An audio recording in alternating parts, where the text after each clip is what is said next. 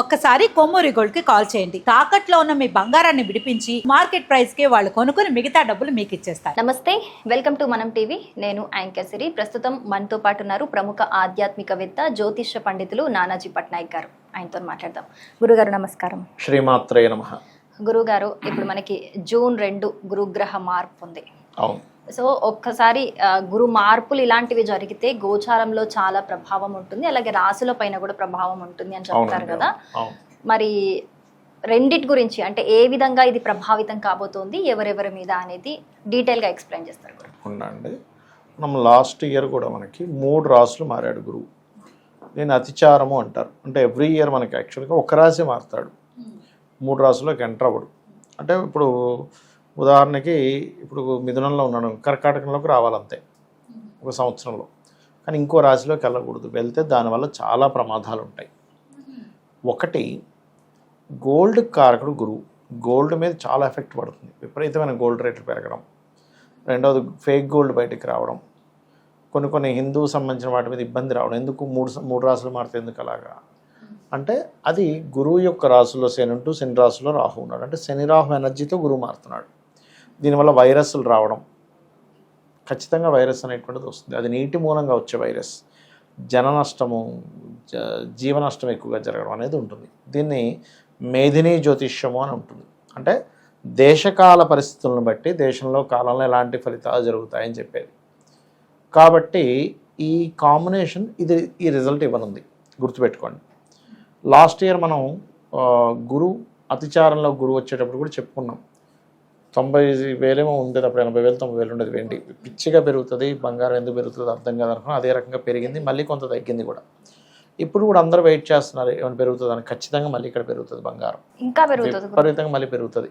ఈ May June మాసాల్లో చూడండి. ఇప్పుడు 140 ఉందనుకోండి, 150 సడన్గా 150 160 అయిపోద్ది. 10,000 20,000 పెరగవచ్చు సడన్గా. 10,000 పెరుగుతుంది.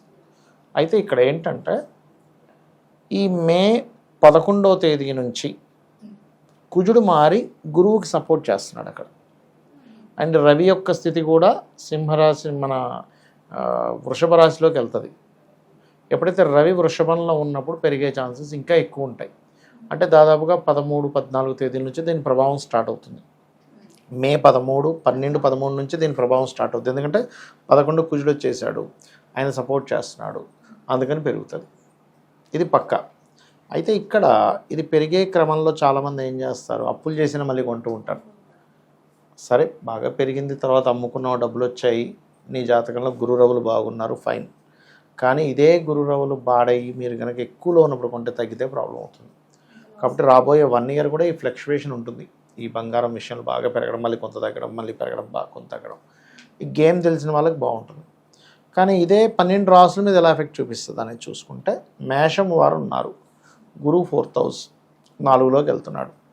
నవంబర్ వరకు, అంటే జూన్ 2వ తేదీ నుంచి మిథునంలో ఉండే గురువు కర్కాటకంలోకి వెళ్ళడము, కర్కాటకం నుంచి సింహరాశిలోకి ఈ కేతువుతో కలిసి ఒక 25 రోజులు కలిసి ఉంటాడు. దాని తర్వాత ఒక 45 డేస్ ఉంటాడు గురువు అక్కడ సింహంలో ఉండి, మళ్ళీ వక్రించి అగైన్ మళ్ళీ కర్కాటకంలోకి వస్తాడు.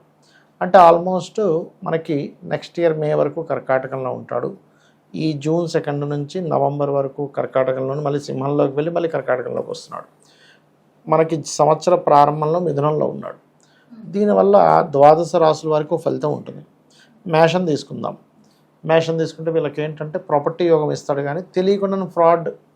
అంటే మనం ఒక్కోసారి చూడండి, ఏదో కబ్జాలో ఉన్న భూమి తీసుకోవడం, లేకపోతే ఒక సబ్జెక్ట్ ఏదైనా ఒక దాంట్లో జాయిన్ అయ్యేటప్పుడు ఆన్లైన్లో ఏదో క్లాస్ నేర్పిస్తుంటే డబ్బులు కడితే వాడు కనబడకుండా పోవడం, ఇలాంటివి అవుతాయి. వాహనం, వస్తువు, గృహము.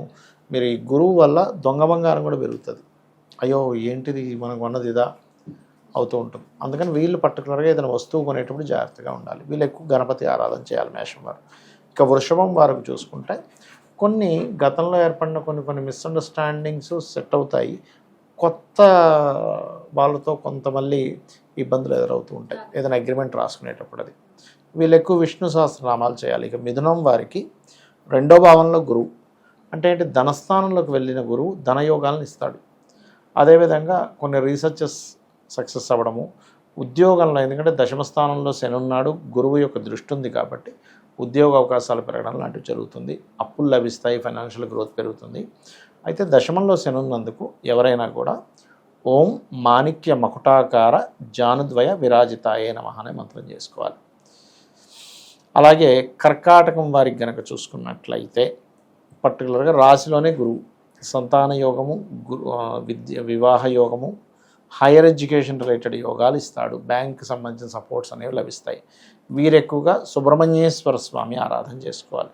ఇక సింహం వారికి కనుక చూసుకుంటే ఇప్పుడు వీరికి అష్టమశని నడుస్తుంది, లగ్నంలో కేతు ఉన్నాడు, తెలియని ఒక వైరాగ్యం ఉంది. వైరాగ్యం కంటిన్యూ అవుతున్నప్పటికీ కొన్ని కొత్త ఇన్వెస్ట్మెంట్స్ చేయడం, చూసి ఇన్వెస్ట్మెంట్స్ చేయాలి ఇక్కడ చెప్పాలంటే. అలాగే అష్టమశని నడుస్తుంది వీరికి. అష్టమశని నడుస్తున్నందుకు కొన్ని నిందలు తొలగిపోవడం ఛాన్సెస్ ఉంటుంది. గురువు దృష్టి అష్టమం మీద పడ్డందుకు కొన్ని రీసెర్చెస్ సక్సెస్ అవ్వడము, ఎప్పటి నుంచో ఏదో చేస్తూ ఉన్నాడు, రీసెర్చ్ చేస్తున్నాడు, అవ్వట్లేదు, కానీ ఇప్పుడు అవుతుంది గురువు దృష్టి పడ్డందుకు. అలాగే కన్యవారికి కనుక చూసుకుంటే లాభంలోకి వస్తున్నాడు గురువు. సో ఎప్పుడైతే లాభంలోకి వస్తున్నాడో పూర్వజన్మ కర్మస్థానం అది వీళ్ళకి. కన్యవారికి కర్కాటకం అనేది పూర్వజన్మ కర్మస్థానం. ఎప్పుడైతే గురువు ఎంటర్ అవుతున్నాడో అక్కడికి, అది గతంలో వివాహం విషయంలో ఏవైతే స్లో అయిపోయాయో, ఇష్టపడిన వారిని వివాహం చేసుకుందామని ఏదైతే వీళ్ళు అనుకోని అది ముందుకు సాగట్లేదో అది కాస్త ఫ్రూట్ఫుల్ అవుతుంది. ఎందుకంటే పంచమాధిపతి సప్తమంలో ఉన్నాడు సరే, అండ్ గురువు దృష్టి ఉంది కాబట్టి. కాకపోతే వీళ్ళకి 12లో కేతు ఉన్నందుకు కొంచెం ఇన్వెస్ట్మెంట్స్ విషయంలో చూసుకొని చేయాలి. వీళ్ళు ఎక్కువగా వెంకటేశ్వర స్వామి ఆరాధన చేయడం మంచిది. ఇక తులవారికి గనక చూసుకుంటే దశమంలోకి వస్తున్నాడు గురువు. ఇది జాబ్ చేంజ్ని ఇస్తుంది, జాబ్లో గ్రోత్ ఇస్తుంది, జాబ్లో కొంత స్ట్రెస్ కూడా ఇస్తూ ఉంటుంది.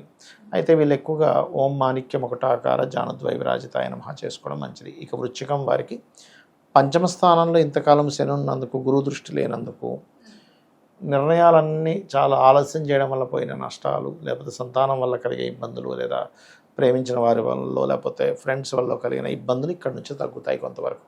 కాకపోతే బ్యాంక్ ట్రాన్సాక్షన్ చేసేటప్పుడు, కొంచెం లాంగ్ జర్నీస్ వెళ్ళేటప్పుడు, షిప్స్లోని పడవల్లో వాటిలో నీటి ప్రయాణాలు చేసినప్పుడు జాగ్రత్తగా ఉండాలి. నీటి ద్వారా దూర ప్రాంతాలకు వెళ్ళేటప్పుడు. అలాగే ధనస్సు వారికి కనుక చూసుకుంటే అష్టమంలోకి వచ్చే గురువు ధనస్థానాన్ని చూస్తాడు, 12వ స్థానాన్ని చూస్తాడు, చతుర్థ భావాన్ని చూస్తాడు. కాబట్టి గృహయోగము, విదేశాలకు వెళ్ళడం ద్వారా ధనయోగం కలగడం అనేటువంటిది ఉంటుంది ఇక్కడ. ఇన్సూరెన్సెస్ మూలంగా కూడా కలిసి వస్తుంది అష్టమంలో గురువు ఉన్నందుకు. ఇక మకరం వారికి కనుక చూసుకుంటే గురుబలం పెరుగుతుంది. చూడండి, మీకు గురుబలం ఉంది అంటూ ఉంటారు. సో రాశి మీద ఉంది కాబట్టి కొంత ఫ్రీ అవ్వడం, అంటే కొంచెం గతంలో ఏర్పడిన కొన్ని డిస్టర్బెన్సెస్ కొంత ఫ్రీ అవ్వడము, బిజినెస్ ఇంప్రూవ్మెంట్స్ రావడం, కొత్త పరిచయాలు ఏర్పడడం అనేటువంటి జరుగుతుంది. ఇక కుంభం వారికి కనుక చూసుకుంటే ధనస్థానంలో శని ఉంటూ ఏల్నాడు శని నడుస్తుంది కాబట్టి, శని మీద గురువు దృష్టి ఉంది కాబట్టి అప్పు మూలంగా డబ్బు రావడం, ధన సంబంధించిన విషయంలో కలిగిన కొన్ని ఇబ్బందులు తగ్గడం అనేటువంటిది చాలా బలంగా చూపిస్తుంది. మరియు ఇక్కడ ఏంటంటే కర్మస్థానాన్ని వీక్షిస్తున్నాడు కాబట్టి జాబ్స్ రావడం అనేటువంటిది కనబడుతుంది. ఇక మీనం వారికి కనుక చూసుకుంటే రాశిలోనే శని సంచారం జరుగుతుంది, పంచమంలో గురువు కాబట్టి ఇది కొంచెం వ్యాపార అభివృద్ధి, దూర ప్రాంతాలకు వెళ్ళి వ్యాపారం చేసేవారికి కొంతవరకు అభివృద్ధి ఉంటుంది. సంతాన యోగం ఇస్తుంది, కానీ సంతానం మూలంగా కొంత స్ట్రెస్ కూడా ఉంటుంది. వీరికి ఏలినాటి శని ఒకటి నడుస్తుంది కాబట్టి వీరు కాస్త శని ప్రభావం నుంచి బయటపడడానికి చక్కగా శనివారాలు ఒంటికి తైలం రాసుకొని స్నానం చేయడం మంచిది. ఇది ద్వాదశ రాశుల వారికి కలిగేటువంటి ఫలితాలు. వీళ్ళు ఎక్కువగా రాజరాజేశ్వరి అమ్మవారి ఆరాధన, గణపతి యొక్క ఆలయాలకు వెళ్ళడం అనేటువంటిది చేయాలి అందరూ. ఎవరికి ఇబ్బందులు ఎదురవుతే వాళ్ళు. ఎగ్జాక్ట్లీ. ఇంకొకటి ఏంటంటే శని ప్రభావం ఎక్కువగా ఉండేటువంటి వారు ఓం అనాకలిత సాదృశ్య చుబుక శ్రీ విరాజితాయ నమః చేస్తూ కాస్త శని రాహు కేతు గ్రహాల దగ్గర దీపారాధన చేసినట్లయితే అన్ని విధాలా వీరికి బాగుంటుంది. చాలా చక్కగా వివరించారు. థ్యాంక్ యూ గురుగారు. శ్రీమాత్రే నమః.